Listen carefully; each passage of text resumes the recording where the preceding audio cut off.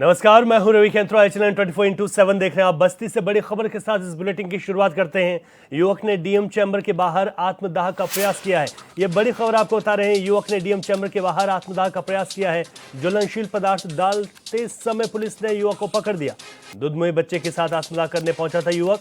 न्याय न मिलने से नाराज चल रहा है युवक। 1 साल से सरकारी दफ्तरों के चक्कर लगा रहा है। नगर थाना के रजली गांव का यह पूरा मामला है, जहां पर युवक आत्मदाह करने पहुंचा। दुधमुहे बच्चे के साथ आत्मदाह करने यहां पर पहुंचा है। ज्वलनशील पदार्थ डालते समय पुलिस ने पकड़ा है। दुधमुहे बच्चे के साथ आत्मदाह करने यहां पर युवक पहुंचा था। न्याय न मिलने से नाराज चल रहा है।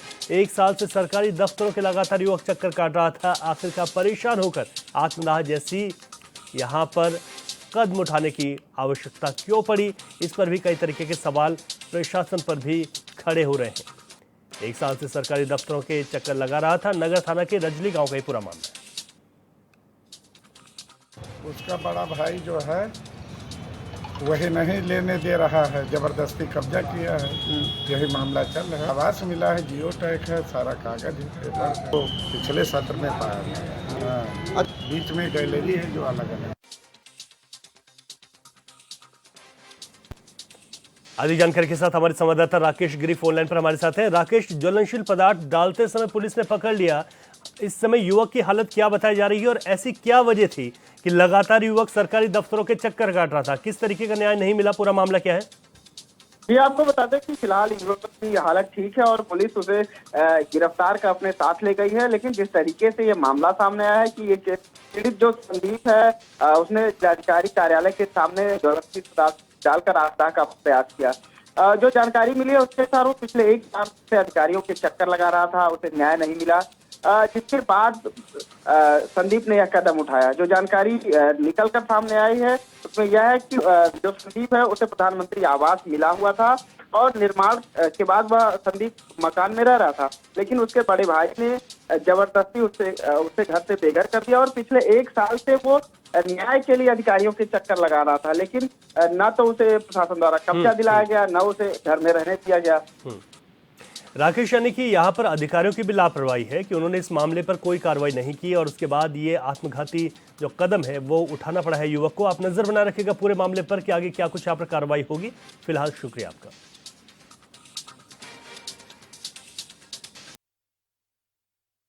8 बजे से सुबह 10 बजे तक जेसीबी मशीनों के माध्यम से बालू मिट्टी का अवैध खनन किया जा रहा है। इस मामले को लेकर अपर जिलाधिकारी ने फिरोजाबाद, शिकोहाबाद, जसराना, सिरसागंज और टूंडला के उप जिलाधिकारियों को सख्त निर्देश जारी किए हैं। एडीएम ने स्पष्ट किया कि यदि किसी तहसील क्षेत्र में अवैध खनन पाया गया तो संबंधित अधिकारियों की जिम्मेदारी तय कर रिपोर्ट शासन को भेजी जाएगी। मामले में लापरवाही कतई बर्दाश्त नहीं होगी।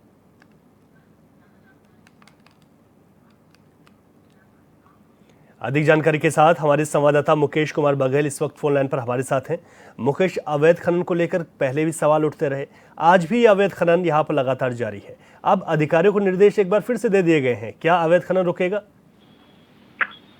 बिल्कुल रवि, फिरोजाबाद में अवैध खनन को लेकर हमेशा चर्चाओं में रहा है, जिसके बाद अब एडीएम द्वारा ये एक कड़ा संदेश सभी अधिकारियों को दिया गया है कि खनन फिरोजाबाद में किसी भी सूरत में बर्दाश्त नहीं किया जाएगा। जिसको लेकर पत्र जारी किया गया है, जिसको लेकर कहीं ना कहीं ये तो कयास लगाए जा रहे हैं कि कहीं ना कहीं अब जो आने वाला समय है जिसमें खनन पर जरूर रोक लगता है, जरूर नजर आएगा। जी मुकेश, ठीक है, ये एक उम्मीद की जा सकती है कि आने वाले वक्त में इस तरीके से जब निर्देश दिए गए हैं तो हो सकता है कि जो इस तरीके के खनन माफिया हैं उन पर कुछ अंकुश लग सके। शुक्रिया आपका।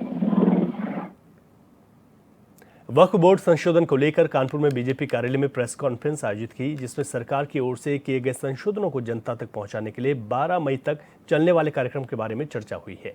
इस दौरान बीजेपी के वरिष्ठ नेता प्रकाश पाल ने बताया कि पूर्व में सरकार की ओर से सीएए लागू किया, जिसके बाद विपक्षी दलों ने यह भ्रम फैला दिया कि मुस्लिम समाज से उनकी संपत्ति छीन जाएगी, जिसको लेकर जगह जगह विरोध प्रदर्शन भी हुए। उन्होंने कहा कि यही स्थिति वक्फ संशोधन में न हो, इसके लिए सरकार आम जनता के बीच जाकर संवाद स्थापित करेगी।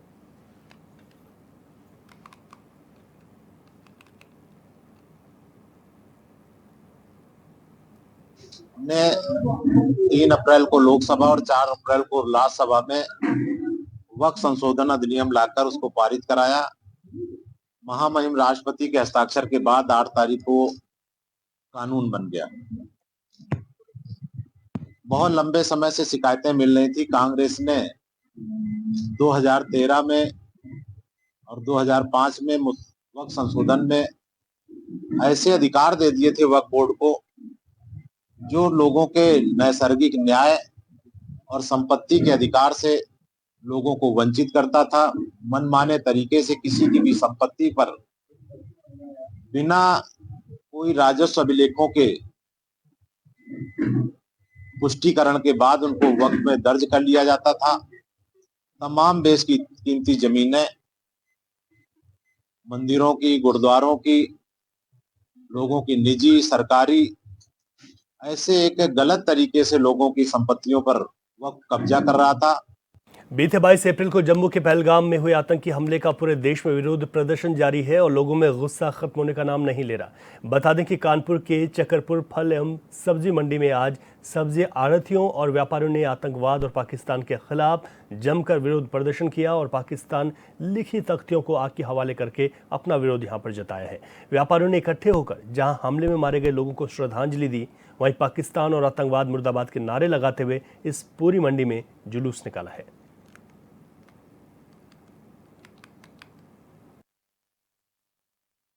बीते 22 अप्रैल को जो आतंकवादियों द्वारा नृशंस हत्या हुई है हमारे भारतीयों की और कुछ विदेशी भी सैलानी थे, उसी के विरोध में हम लोगों ने आज यहाँ आतंकवाद का जो है पुतला फूंका है।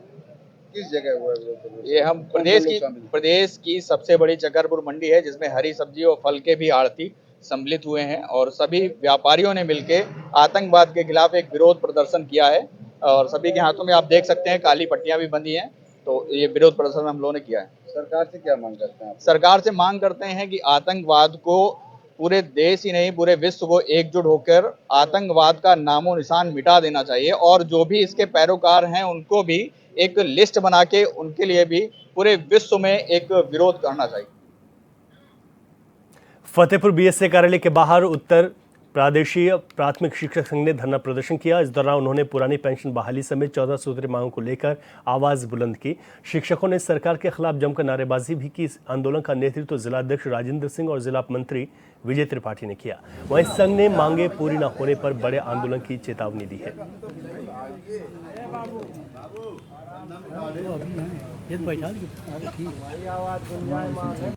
14 सूत्रीय मांगों के उसमें सबसे पहले तो पुरानी पेंशन के संबंध में है।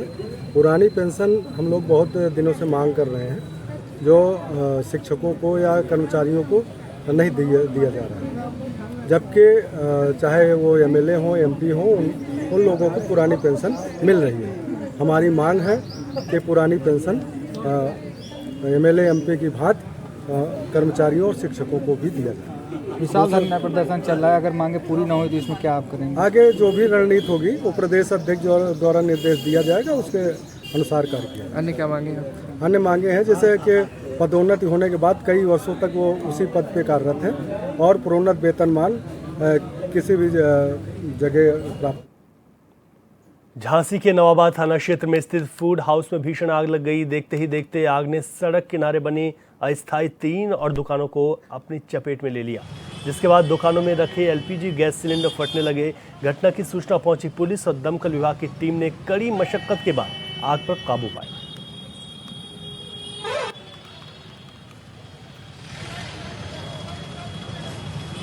और रात को जो तंदूरी रोटी वगैरह ये सब जो बनाते हैं तो लग रहा है वो भट्टी जलते हुए छूटा था। इसी कारण सिलेंडर वगैरह जो 3 सिलेंडर ब्लास्ट किए हैं बड़े वाले, क्योंकि सिलेंडर इतनी जल्दी ब्लास्ट होते नहीं हैं, तो रात को ये छोड़ दिए थे इनके जलती हुई भट्टी, इसी कारण आग लगी है। क्या ये लापरवाही बड़ी हो सकती थी? लापरवाही तो बड़ी हो सकती थी। ब्लास्ट होने के बाद किसी जनहानि हो सकती थी। अच्छा था कि कोई जनहानि नहीं हुई। ये आग लगी कहाँ पर है? कितनी सड़क? आग ये सीएमओ ऑफिस के जस्ट बाउंड्री के जस्ट बगल में लगी है और कुंज बिहारी मंदिर है उसके सामने है। तो क्या लापरवाही की कार्रवाई की जाएगी? अब लापरवाही देखिए हम और नगर निगम मिलकर कुछ न कुछ इन लोगों के खिलाफ कार्रवाई किया जाता है नियमानुसार। बगल में सीएमओ ऑफिस भी और ऊपर से लाइन भी निकली हुई है। कह तो रहे नियमानुसार इनके ऊपर वैधानिक कार्रवाई की जाएगी। के बदलापुर विधानसभा क्षेत्र के ग्राम लेदुका तहसील बदलापुर का है, जहां पीड़िता ने बाधित रास्ते को खोलने के लिए जिलाधिकारी जौनपुर डॉक्टर दिनेश चंद्र सिंह से न्याय की गुहार लगाई है। विपक्ष ने जबरदस्ती रास्ता बंद कर दिया। पीड़िता के घर मई महीने में शादी है। रास्ता बंद होने की वजह से तमाम तरह की परेशानियों का सामना उसे यहां पर करना पड़ रहा है।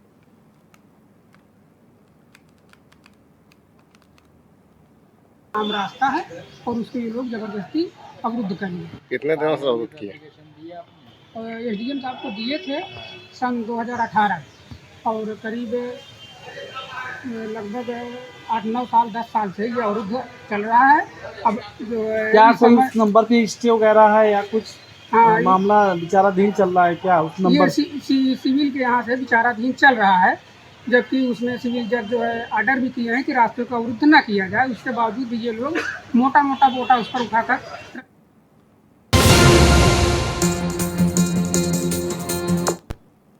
ब्रेक के बाद एक बार फिर आपका स्वागत है। देवरिया पुलिस अधीक्षक विक्रांत वीर के निर्देशन में जिले में अवैध तस्करी अपराधों की रोकथाम हेतु चेकिंग अभियान लगातार जारी है। चेकिंग के दौरान ट्रैक्टर के पीछे लगी भूसा मशीन के अंदर अवैध शराब की पेटियां पाई गई।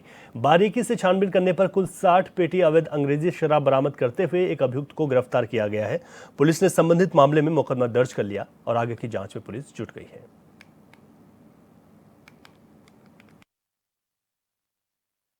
जनपद देवरिया में चलाए जा रहे संदिग्ध वाहनों व्यक्तियों की चेकिंग के दौरान थाना महुआडी पुलिस द्वारा धनौती रजडिया पुल के पास एक ट्रैक्टर वाहन के भूसा बनाने वाली मशीन में छिपा कर रखी गई कुल 60 पेटी हरियाणा निर्मित अवैध अंग्रेजी शराब के साथ एक अभियुक्त जो हरियाणा का रहने वाला है को गिरफ्तार कर तथा ट्रैक्टर व भूसा मशीन को कब्जे में लेकर थाने पर सुसंगत धाराओं में अभियोग पंजीकृत करते हुए नियमानुसार अग्रिम विधिक कार्रवाई की जा रही है। अलीगढ़ में रिहायशी इलाकों में A to Z कचरा प्रबंधन संयंत्र और खुले नालों से लोगों की परेशानियां बढ़ गई हैं। आम आदमी पार्टी के पूर्व जिला अध्यक्ष संजीव कौशिक द्वारा कई बार ज्ञापन देते हुए कार्रवाई की मांग की गई है, लेकिन केवल और केवल खानापूर्ति कर मामले को पर्दा डाल दिया जाता है।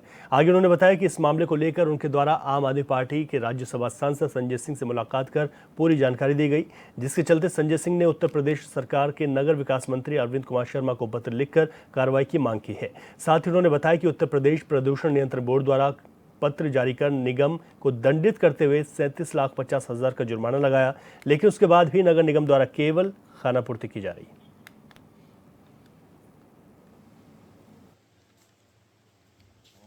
25 सितंबर 2024 को आम आदमी पार्टी के द्वारा एक ज्ञापन प्रेषित किया गया था नगर विकास मंत्री जी को।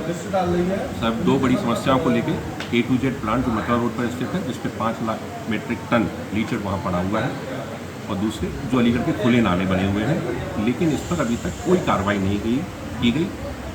अब तो अगर आप देखेंगे तो अलीगढ़ में 7 विधायक भाजपा के, 1 सांसद भाजपा के, उसके बाद MLC भाजपा के और महापौर जी भाजपा के। बावजूद इसके ना तो A to Z का कोई स्थायी समाधान खोजा जा रहा है और ना ही जो शहर में खुले नाले बने हैं उनके लिए कोई स्थायी समाधान खोजा जा रहा है। इस पर संज्ञान लेते हुए हमारी आम आदमी पार्टी के राज्यसभा सांसद माननीय श्री संजय सिंह जी द्वारा संज्ञान लेते हुए एक पत्र माननीय श्री मंत्री जी A.K. शर्मा जी को, अरविंद कुमार जी को, नगर विकास मंत्री को एक पत्र जारी किया गया है और उन पर इस पर कार्रवाई करने की, उचित कार्रवाई करने के लिए। अंबेडकर नगर में लुटेरी दुल्हन गैंग का बसखारी पुलिस ने भंडाफोड़ किया। गैंग के 9 सदस्यों को पुलिस ने गिरफ्तार कर उनके कब्जे से नगद 72,000 रुपए, बाइक समेत जेवर और जाली आधार कार्ड बरामद किए हैं। पुलिस की पूछताछ में लुटेरों ने बताया कि वे शादी के लिए लोगों को बुलाते थे और छलकर मोटा पैसा लड़के से लेते थे।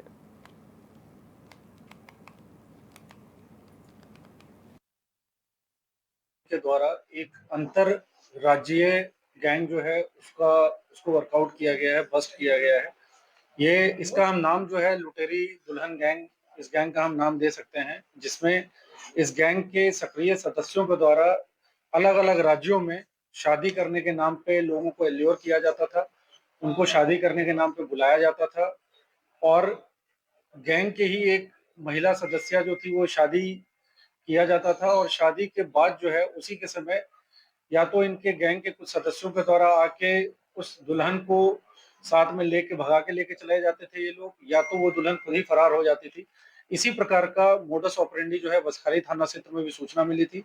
इसमें हरियाणा के जो व्यक्ति था उसको शादी करनी थी, वो शादी के लिए यहाँ पे बसखाली थाना क्षेत्र आया था। इसमें जो दुल्हन थी उसके द्वारा लगभग 80,000 रुपए के आसपास में शादी तय हुई थी। जो दूल्हा था उसको पैसा देना था 80,000 रुपया, 20,000 का बाकी कपड़ा वगैरह खरीदा गया था।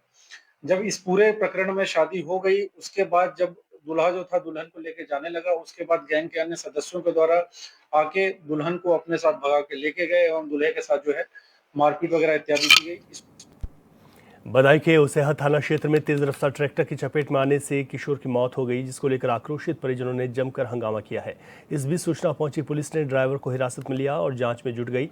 मौके पर पहुंचे बीजेपी विधायक राजीव कुमार सिंह ने परिजनों से मुलाकात कर हर संभव मदद देने का भरोसा दिया है। अरे यहाँ बैठा हुआ था, बच्चे ये सब नशे में घुस थे। आप जी ट्रैक्टर लेके आए, शमशाद भाग गया, अजय भाग गया, शमशाद रह गया। अच्छा। और ये बच्चे सड़क पे बैठे थे, सड़क पे अपने दरवाजे पे मार के ये चले आए। पुलिस वालों ने हमने पकड़ा तो ये लेके भाग आए। ना हमारी जब आए यहाँ ना हमारी की सुन रहे हैं ना कोई बात। अब तो बच्चों को भेज दिया पोस्टमार्टम के लिए।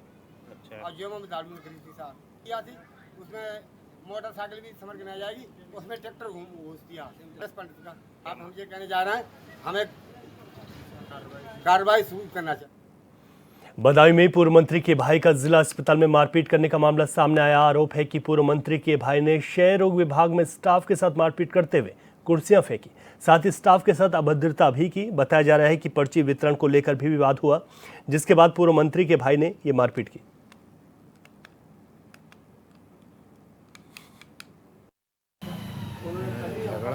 आज सुबह 2 बजे आए यहाँ और सुदेश सक्सेना और मुझे खींच के ले गए अपने कमरे में। गिलेबान पकड़ गए, बोले आओ आओ हमारे कमरे में आओ आओ, आओ। गाली देते हुए ले गए और फिर झगड़ने लगे। फिर उसके बाद में सुदेश से भी हुआ और हमसे भी हुआ।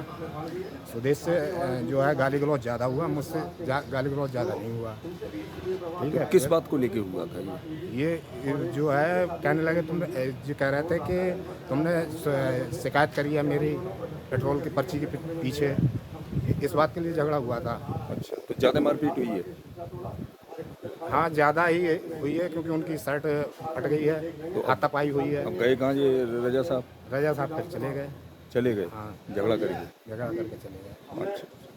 मैं जिला क्षय रोग केंद्र पर STS के पद पर तैनात हूँ। मेरा यहाँ पर DPC आसिफ रजा से विवाद हुआ। वो आए और उन्होंने मुझे माँ बहन की गालियाँ दी, डंडा साथ में लेके आए और धक्के मारते हुए अपने कमरे में मुझे बंद कर दिया। दूसरे मेरे साथी कर्मचारी सर्वेश कुमार सिंह जी को भी धक्के मारते हुए उसमें कमरे में बंद कर दिया। हम किसी तरह से कमरे से बाहर निकले, उन्होंने डंडा मारते हुए मेरे कपड़े फाड़ दिए और कमरे का शीशा तोड़ दिया और माँ बहन की गालियाँ दी। बोले अब मैं तुझे बताता हूँ, बोले तुझे जान से मार दूंगा मैं। बोले घर निकल। बोले मेरे इतने गुंडे हैं, मेरा भाई विधायक रह चुका, मंत्री रह चुका। बोले तू मुझसे पर्ची मांगेगा, मुझसे तेल मांगेगा, तू मुझे सिखाएगा? बोले मैं तुझे सिखाता हूँ कैसे नौकरी होती है। इस तरह से उन्होंने मुझे धक्के दे करके कमरे में बंद किया। मैं किसी तरह से बाहर निकला। मैंने बाहर आकर के अधिकारी को फ़ोन किया, वो अभी तक नहीं आए हैं। वो अपने बच्चे के लिए छोड़ने गए हैं, घर गए हैं लंच पे। और भी मैंने लोगों को फ़ोन किया, अभी तक आते होंगे। और इस बुलेटिन में अभी के लिए इतना ही। खबर से अपडेट रहें और देखते रहे चैनल 24/7। इजाज़त दीजिए, नमस्कार।